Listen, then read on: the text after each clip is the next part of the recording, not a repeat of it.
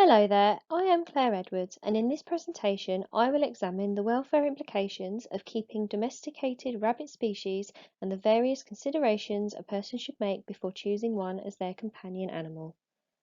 I will look briefly at the current statistics and general protections in place, examine the individual basic requirements of rabbits as a species in the context of the Animal Welfare Act and how each need, if lacking, can very quickly impact on their welfare. I will give an overview of the common challenges when seeking veterinary care, and finally, I will offer remarks in summary as well as some ethical considerations before concluding with several recommendations. For the purposes of my presentation, I will frequently interchange the word companion with pet for context. Based on the most recent report by the PDSA, there are currently estimated to be 900,000 companion rabbits in the UK alone, which represents approximately 2% of all UK adults, making rabbits the third most popular pet after dogs and cats. This is a decrease from 1.5 million and 3% of households when compared to the same report of 5 years ago, as demonstrated in Figure 1. According to the 2021 report, there was a greater increase in newly acquired pet rabbits during the UK COVID lockdowns than any other animal between the period of March 2020 to May 2021, with 13% of current rabbit owners acquiring their animals during this time, compared to just 8% of cat owners and 10% of dog owners. The British Rabbit Council recognises over 60 unique breeds available for pet ownership, and according to Goslin et al., small flat-face variations are the most popular breeds. However, it is often these breeds that suffer from increased complex health issues, which I will explore later in this presentation. The main legal protections for domestic rabbits are absorbed within the Animal Welfare Act 2006, although almost half of all pet owners have admitted that they don't feel well informed about their duties to provide for their animals' needs, which is clearly a significant welfare issue. According to animal charity Blue Cross, domestic rabbits can live for up to 12 years, thus providing for their very complex needs is vitally important to prevent lengthy suffering and promote this surprisingly positive life expectancy. Section 9 of the Animal Welfare Act outlines the 5 main duties of any person responsible for an animal to ensure their welfare, which are to provide a suitable environment and suitable diet, facilitate their need to display natural behaviour patterns, allow them to live together or apart from other animals as necessary, and protect them from pain, suffering, injury, and disease. For rabbits specifically, these needs can be met by providing an appropriate living space, ensuring that they are not alone by housing them in pairs or groups, feeding not only the correct foods for the delicate gastrointestinal system but also in the right proportions, allowing for the provision of natural behaviours such as running, jumping, digging, and chewing, and learning how to perform the vital regular health checks that keep rabbits free from disease or pain. I will now look at each basic requirement in the context of the Animal Welfare Act's 5 needs in turn and explore how the failure to guarantee even just one of these needs could dramatically impact the welfare of companion rabbits. Living environment often goes hand in hand with enrichment opportunities that allow rabbits to perform their full range of natural behaviours and reduce those negatively induced by boredom, stress or frustration. A limit on space available restricts their ability to perform these behaviours, to exercise, which can lead to obesity, and excludes the potential for additional enrichment within their living quarters. Just under a quarter of owners report that their rabbit is bored, and over half stated that they would like to change at least one behaviour displayed by their rabbit. The sad reality is that the majority of the behaviours reported were in fact natural behaviours deemed problematic due to misunderstanding and could have been redirected efficiently using proper enrichment opportunities. A limit on space could also impact on the rabbit's ability to clean themselves effectively, which can lead to urine burn or painful fatal conditions such as fly strike, where blowflies lay eggs on wet or damp areas of the rabbit's fur, which subsequently hatch and feed off of the rabbit's skin. It is therefore recommended that the minimum provision for 2 rabbits is an area measuring 10 foot by 6 foot by 3 foot. Despite this, a common hutch size available in UK pet shops measures just 4 foot by 1.5 foot. According to the PDSA's 2020 report, almost 60% of UK pet rabbits live outdoors, and whilst hutches are a convenient way of keeping them safe, space restriction is still a serious problem. Improper flooring is also a serious problem and a primary cause of sore hocks, a painful condition where open sores can develop on the bony base of the foot and impact mobility. For all these reasons, according to the same report, 36% of veterinary professionals felt that small hutches are one of the top 5 welfare concerns for rabbits, yet 26% of all companion rabbits are still kept in inadequate housing. Wild rabbits live in burrows and are in the constant presence of multiple conspecifics with whom they interact. However, 48% of rabbits kept as pets in the UK are kept alone. According to the PDSA, there are a number of reasons for this, including the loss of a prior companion that hasn't been replaced or simply not wanting to own more than one. However, 13% of owners stated that they had never even thought about getting another rabbit, which demonstrates a considerable lack of understanding of one of their most important basic needs. The importance of providing a companion for domestic rabbits lies in the encouragement of positive behaviours, and over 80% of those who own 2 or more rabbits reported grooming, resting, eating and snuggling together as identifiable positive behaviours to the PDSA in 2020, compared to less than 20% reporting negative behaviours such as fighting or grunting. This indicates that the positive welfare impact of keeping 2 rabbits together is far greater than the negative, and the reasons for keeping a solitary rabbit are therefore primarily human-centric. There are other factors to note in keeping rabbits together, particularly when introducing new individuals that were not littermates, or when littermates mature, as aggression can start to occur. Thus, introducing a new rabbit, known as bonding, should be undertaken in stages, and littermates kept together should be neutered at an appropriate age to reduce not only aggression and fighting, but also unwanted pregnancies. According to Blue Cross, the best combination of rabbits is a neutered male and female. However, littermates of the same genders can grow up together well as long as they are also neutered. Rabbits possess a very specialised and delicate digestive tract and produce what are known as secretropes, described by the Rabbit House as squishy pellets resembling a blackberry, which are re-eaten by rabbits for the purposes of ingesting as many nutrients as possible. Because of this, rabbits require a high fibre diet of at least 85% good quality hay, provided in unlimited quantities for rabbits to keep their digestive system moving. Lack of hay can result in the digestive system slowing down or stopping completely, a condition known as gastrointestinal stasis, or in overgrown teeth.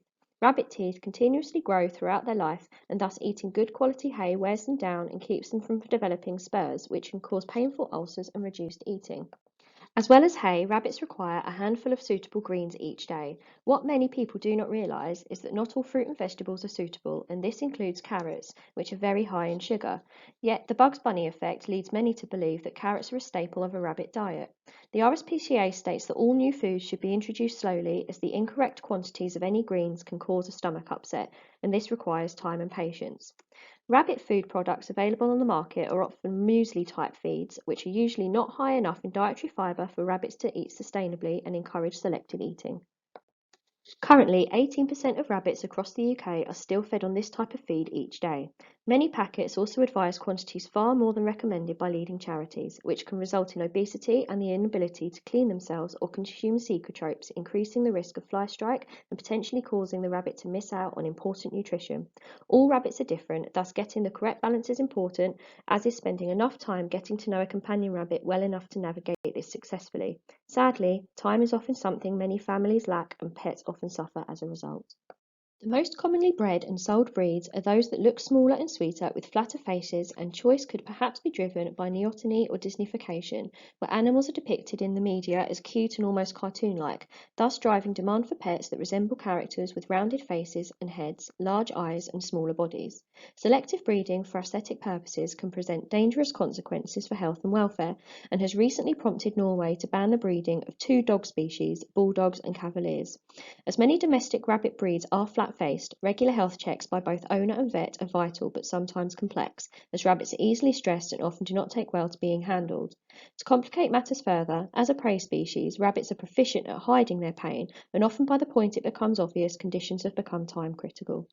Common health issues include overgrown claws, which should be clipped regularly to prevent mobility issues and sore hocks, teeth malocclusion, where the teeth do not line up properly in the jaw, a common issue in flat-faced breeds due to lack of space in the mouth, which can lead to overgrowth and spurs, respiratory issues, common in smaller breeds due to restriction of the airways, Issues related to the eyes, such as ulcers from foreign bodies or long claws, foreign bodies stuck in their eyelids, or ingrown eyelashes.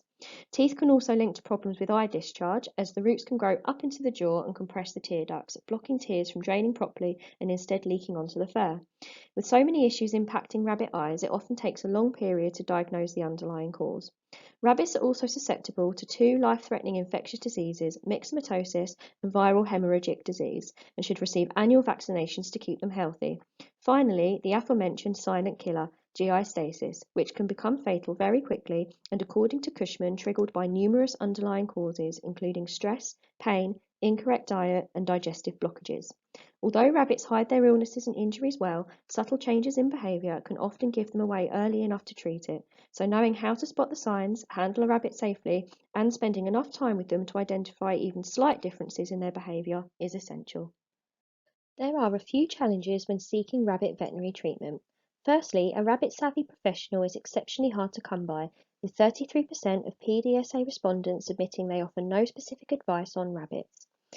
In the UK, rabbits often fall through the gap of having similarly complex needs as exotic species, but are usually classed simply within the small animals category. Administering treatment and medication at home can also be a very stressful process. Rabbits rarely like to be handled, and so feeding antibiotics via a syringe or eye drops can be a long, drawn-out process.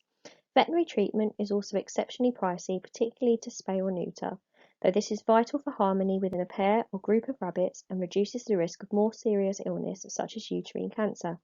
Seeking emergency out-of-hours advice for an unexpected GI stasis attack can also set a bank account back just for a consultation. As a result, many owners are reluctant to seek such expensive treatment, something that Professor Richard Klein supports in his view of anthropomorphism, arguing that pets should not be humanized to such a degree. This, however, presents not only an ethical issue but a legal one. There are almost 1 million pet rabbits in the UK alone offered duty of care under the Animal Welfare Act. If an owner fails to provide for their health care, as Klein suggests, aren't they in fact breaking the law?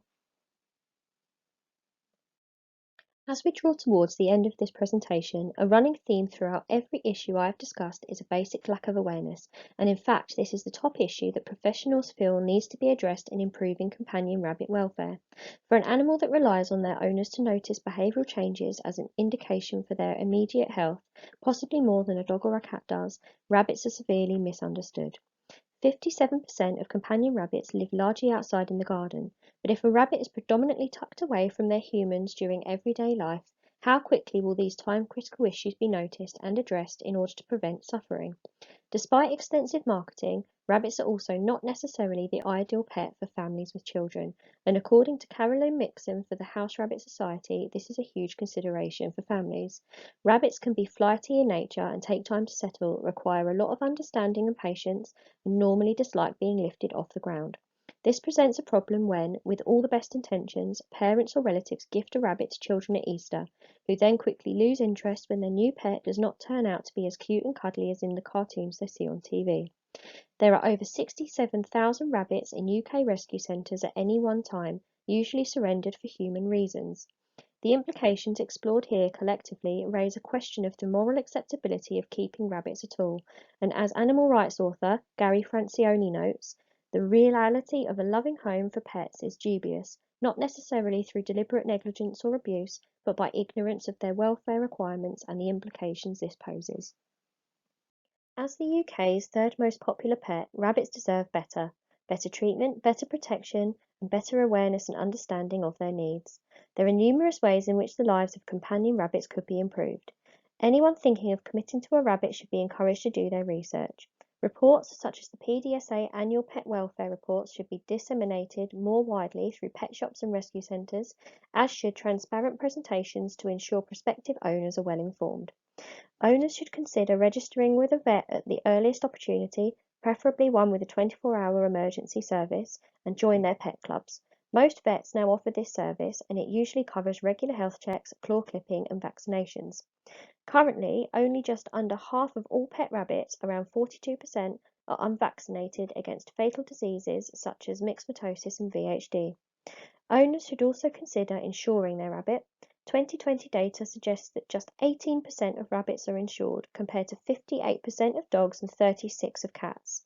The right level of insurance can help an owner to recoup hundreds of pounds worth of costs, a level of expenditure to be expected if a rabbit is taken care of adequately. Dissociating rabbits with Easter is an obvious suggestion, but easier said than done, as bunnies are considered a cultural symbol of the holiday. Abolitionists like Francione argue that we ought not to bring any more animals into existence, but to care for those already here. Given the rates of abandonment of rabbits that often overwhelm UK rescue centres, this opinion supports the recommendation of adopting instead of fueling demand for new litters. Finally, the law could offer greater protection to companion rabbits in the same way that newer legislation, such as Lucy's Law, does for the breeding and purchasing of puppies and kittens. A report by Gosling et al. Found that just 1% of 646 rabbit breeders were licensed, as well as a distinct lack of appropriate guidelines. This clearly puts the welfare of all companion rabbits at risk, not only in the present but for the future if unresolved.